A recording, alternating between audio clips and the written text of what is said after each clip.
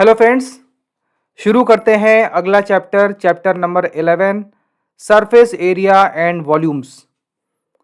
Today in this chapter we will start studying the geometry of three dimensional shapes, जिनको solid geometry भी कहते हैं। Solid shapes, इन shapes में length और ब्रेड्थ के अलावा इसकी हाइट या थिकनेस या डेप्थ, आप जो भी कहें, तीसरी डायमेंशन इंपॉर्टेंट होती है। अभी तक हमने जो ज्योमेट्री पढ़ी है वो यूक्लिडियन ज्योमेट्री थी, जिसमें हमने प्लेन शेप्स पढ़े थे। स्ट्रेट लाइन से शुरुआत हुई थी, फिर ट्रायंगल, सर्किल, क्वाड्रिलेटरल पढ़ा था, जो एक प्लेन, एक समतल सतह पे बनने वाली आकृतियां थी। अभी सरफेस एरिया एंड वॉल्यूम्स केवल उन्हीं शेप्स का निकाला जा सकता है जिनकी थ्री डायमेंशनल शेप होती है। वॉल्यूम आपने साइंस में पढ़ा होगा, किसी भी बर्तन में आने वाले किसी मटेरियल या लिक्विड या गैस की जो मात्रा होती है, इसको वॉल्यूम से नापा जाता है। उसके लिए शेप को निश्चित रूप से थ्री डायमेंशनल होना चाहिए। तो उसी वॉल्यूम को निकालने के लिए और सरफेस एरिया अर्थात पृष्ठीय क्षेत्रफल निकालने के लिए we will do this chapter 11, surface area and volumes. इस चैप्टर में we will see empirical proofs only. कई सारे फॉर्मूले दिए जाएंगे, तो उनके प्रूफ्स के चक्कर में अभी ना पड़ें। प्रूफ्स बहुत आगे, कभी एडवांस मैथमेटिक्स में, अगर आप में से जो लोग मैथमेटिक्स में यूजी करते हैं, स्नातक करते हैं, तब पढ़ेंगे। अभी चैप्टर 11 में केवल फॉर्मूले की लिस्ट ही है, एक तरह से मोटा मोटा, और आपको ये फॉर्मूले सीधे याद करने पड़ेंगे और डायरेक्टली इनको एप्लीकेशन में लाना होगा। So we start surface area and volumes, chapter 11। Surface area of a right circular cone. Right circular cone एक शेप होता है, कोन है बेसिकली। आप जो आइसक्रीम खाते हैं, सॉफ्टी आइसक्रीम, या बर्थडे पे जो बर्थडे कैप पहनते हैं, वो राइट सर्कुलर कोन शेप की होती है। We have already studied the surface area of cube, cuboid and cylinder. Now we will take surface area of cone. आगे देखते हैं। एक राइट एंगल ट्राइंगल आपने एबीसी लिया है, इस एक्टिविटी में देखें। एबीसी एक थिन ट्राइंगल है। इसे लेकर आपने इसकी एक जो परपेंडिकुलर साइड AB है, जिसको इसका ऑल्टीट्यूड भी कह सकते हैं, ऑल्टीट्यूड कह सकते हैं, जो लंबा साइड है परपेंडिकुलर में से, AB और BC में से AB लंबा है, उसको आपने एक एक्सिस की तरह होल्ड किया है, अक्ष के जैसे होल्ड किया है, और आपने इस चित्र को घुमाया है। देखिए आप रोटेशन कर रहे हैं, यहाँ पे थोड़ा सा विजुअलाइज करना पड़ेगा। आप ये एक्टिविटी अगर पेपर क्राफ्ट से करें तो ज़्यादा बेहतर समझ पाएंगे। Do it yourself paper craft activity. अगर आप इसे रोटेट करेंगे तो आप हवा में इमेजिन करें, आपको एक कोन जैसी आकृति उभरती हुई नजर आएगी, जिसे हम राइट सर्कुलर कोन कहते हैं। ये वही शेप है जो सॉफ्टी में आइसक्रीम खाई जाती है जब, तो उसका जो कोन शेल होता है, आउटर शेल होता है, यह बर्थडे कैप होती है, ट्रायंगुलर, जिसको सामने से दिखती है, लेकिन थ्री डायमेंशनली वो कोन कहलाती है। This is called right circular कोन। सारे कोन्स राइट सर्कुलर नहीं होते हैं। चित्र 11.2 में जो आपको कोन्स दिखाई दिए हैं, उनमें से एक कोन टेढ़ा कोन है। इसका अगर एक्सिस ऑफ रोटेशन अगर हम कहें, if any, it is not perpendicular to the basal circle. आप ध्यान दें, इसके बेस पे एक सर्किल है, इसके अराउंड किसी ट्राइंगल को रोटेट किया गया है, तब वो बनता है। Once again, let us see what kind of cone we cannot call a right circular cone. Right is the word. The line joining its vertex to the center of its base is not right angle to the base, and in B the base is not circular. पहली बात तो ये कि जो axis होती है जिसके about आप ट्राइंगल को घुमा रहे थे, जिसको हम एक्सिस कहते हैं, वो बेस के परपेंडिकुलर होनी चाहिए, और बेस इटसेल्फ एक सर्किल होना चाहिए। ऐसा ना हो कि बेस कोई ओवल हो जाए या बेस सर्किल के अलावा कोई और क्लोज्ड फिगर हो जाए। उस दशा में वो कोन होगा, जरूर कोन होगा, लेकिन वो राइट सर्कुलर कोन नहीं होगा। अभी हमारे सिलेबस के स्कोप में केवल राइट सर्कुलर कोन का वॉल्यूम और सरफेस एरिया निकालना है। इन जनरल वो आकृति जो राइट सर्कुलर नहीं होती वो भी कोन ही कहलाती है। उसके वॉल्यूम के लिए आपको अभी चिंता नहीं करनी है, वो आपके सिलेबस के बाहर है। So we will only restrict our focus to right circular cone. You can see there is a test of symmetry. If there is an symmetry, vertical symmetry, it is right circular cone straight away. अगर आप इसको vertically symmetrical देख पा रहे हैं, अगर symmetry सामने ही दिख रही है, if you can locate a line which can divide the cone into two equal halves, only then it can be called right circular cone. ये थोड़ा सा आपको visualize करना पड़ेगा. Okay. अब यहां पे बात आती है स्लांट हाइट की। एक्टिविटी है the line along which you cut the cone is slant height of a cone which is represented by L. It looks like part of a round cake. अब हमें इसका सरफेस एरिया निकालना है, तो हमने एक एक्टिविटी की है।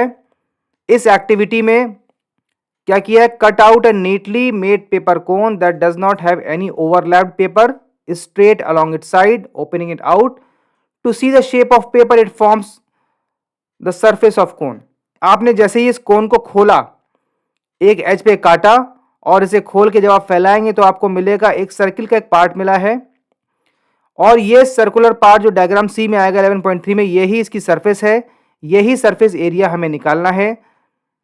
अब ये निकालने के लिए ध्यान दें, if the paper like one in figure 11.3c is now cut into hundreds of little pieces along the line drawn from point O, then each cut portion is almost a small triangle whose height is the slant height L of the cone. Line AO, line segment AO actually cone का slant height है, और अगर हम इसको छोटे छोटे sector of circles में काटते जाएंगे तो they are very thin sectors of circle, बहुत पतले पतले सेक्टर बन रहे हैं, और अप्रोक्सीमेशन किया जा सकता है these thin sectors of circle can be approximated into triangles. Thin sector of circle is approximately as triangle. अब किसी भी एक छोटे ट्राइंगल का एरिया कैसे निकालेंगे, half into base into L, half into base of each triangle into L. L इसकी कोन की स्लांट हाइट है, जो हर छोटे ट्राइंगल में कॉमन रहेगी, क्योंकि ये एक तरह से रेडियस भी है सर्किल की। नाउ सी, अब इस अप्रोक्सीमेशन से अगर हम इन सभी ट्राइंगल के एरिया को जोड़ दें तो हमको सरफेस एरिया मिल जाएगा इस कोन का। यहां पे एक अप्रोक्सीमेशन है, हमने इन कर्व्ड एजेस को स्ट्रेट एज मान लिया है। इस प्रकार ये एक सेक्टर ऑफ सर्किल एक्चुअली एक ट्राइंगल में अप्रोक्सीमेट कर लिया गया है। देखते हैं आगे। अब sum of all areas of triangle हो जाएगा half into B1L plus half into B2L plus half into B3L, जहां B1, B2, B3 क्रमशः इन छोटे छोटे ट्राइंगल के बेसेस हैं, और L स्लांट हाइट है। L कॉमन आ जाएगा और आएगा half into L into bracket में आएगा B1 plus B2 plus B3 and so on, और इन सभी स्मॉल b बेसेस को जोड़ते जाएंगे तो आपको entire length of entire curved boundary of figure 11.3c मिल जाएगा। And this is nothing but circumference of the base circle, circumference of the base of the cone which is 2 pi r। तो ये formula आ जाएगा half into L into 2 pi r which is nothing but pi r L, जहां पे r है कोन की radius और L है slant height. अब अगर इसी कोन का हम फ्रंट व्यू देखें तो आपको एक राइट एंगल ट्राइंगल नजर आएगा फिगर 11.4 में, जहां पे r उस ट्राइंगल का बेस है, L इस ट्राइंगल का हाइपोटेन्यूज है, और H जो कि कोन की हाइट है, ये इस ट्राइंगल की ऑल्टीट्यूड हो गई। तो पाइथागोरस थ्योरम से L square is equal to R square plus H square. तो स्लांट हाइट आप निकाल सकते हैं अगर आपको कोन की हाइट और रेडियस पता हो। तो स्लांट हाइट से आपके कोन का सरफेस एरिया आ गया पाई आर एल। अब अगर कहें कि कोन क्लोज्ड है, यानी कोन में नीचे ढक्कन लगा है, तो नीचे भी एक सरफेस बनेगी, वो निश्चित रूप से एक सर्किल होगा, उसका एरिया निकलेगा पाई आर स्क्वायर। तो टोटल सरफेस एरिया हो गया curved surface area plus circular base का area, which will come out to be pi r l plus pi are square.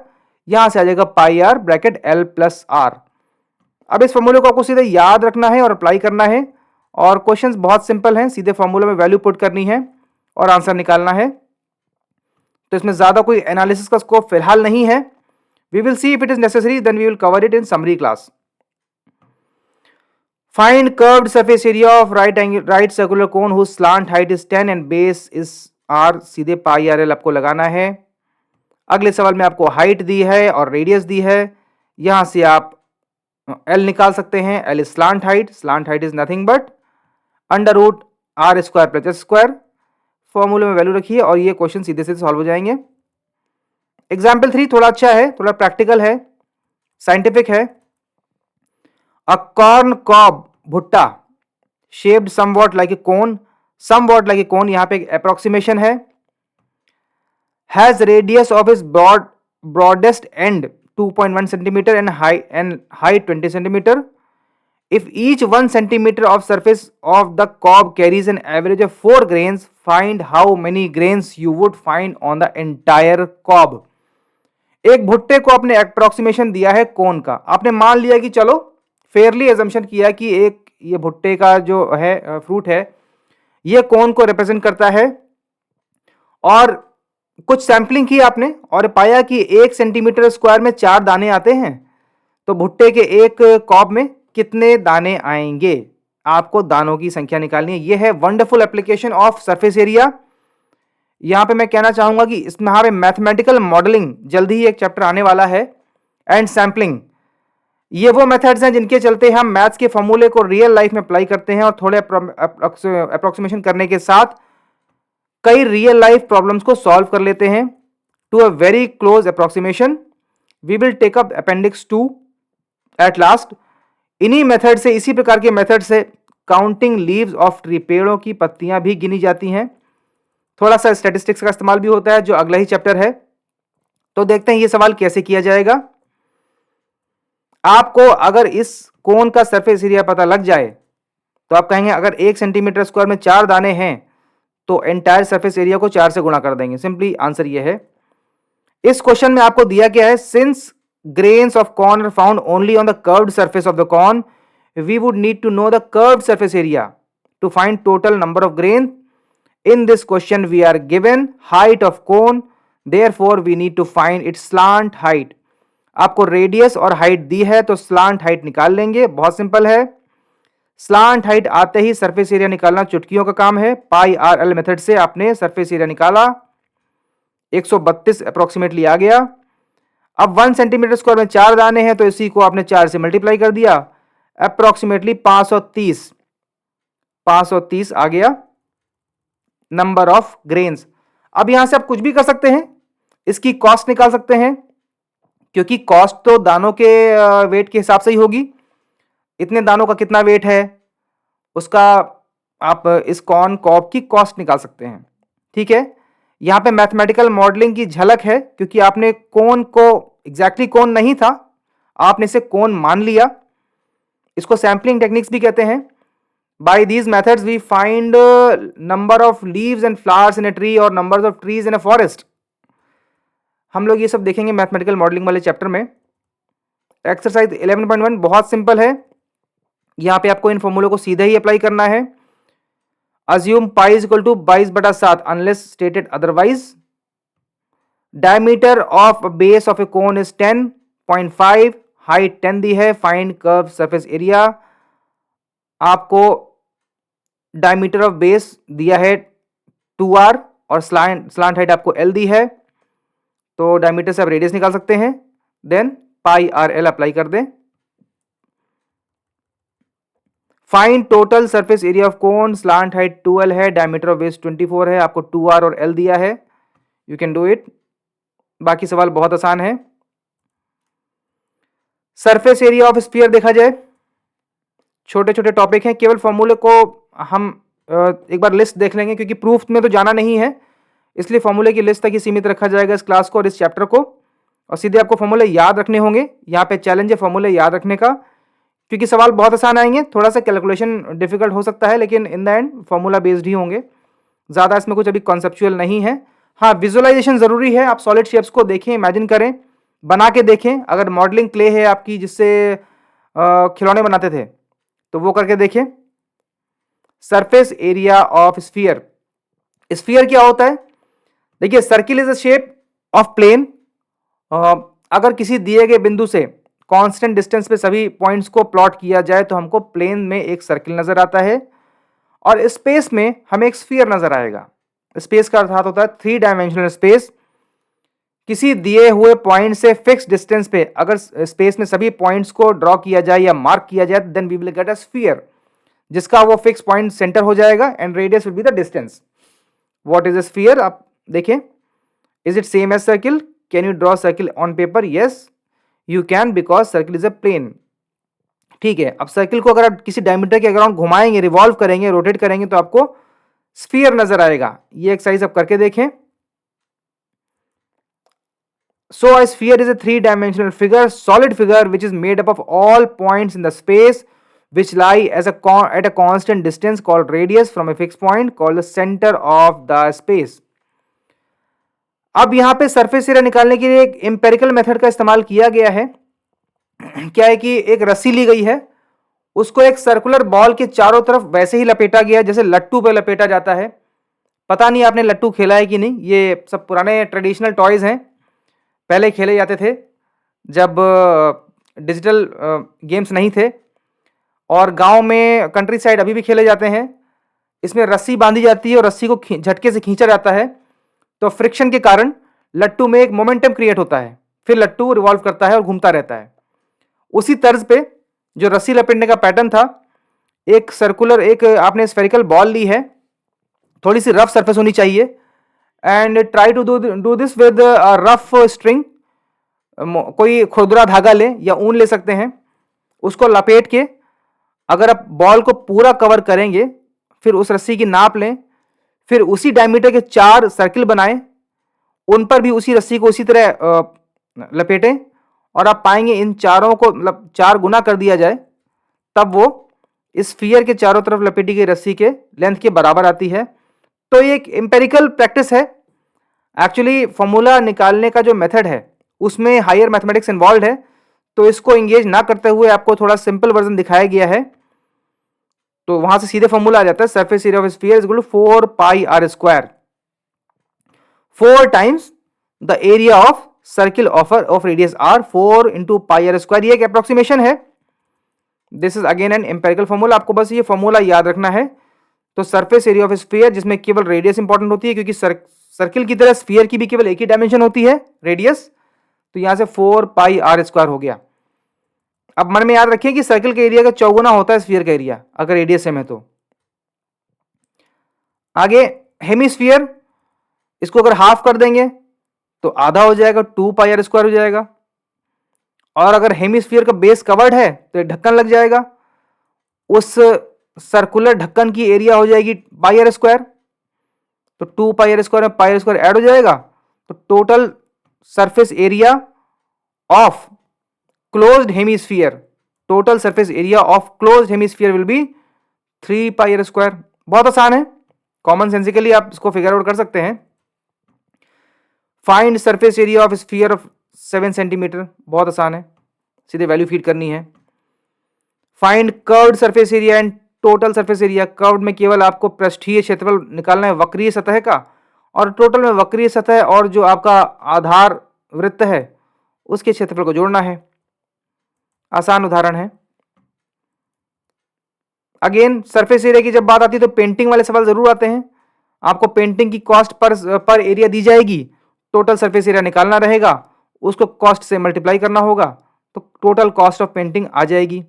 आसान है, आप इसे करके देखें। एग्जाम्पल 7,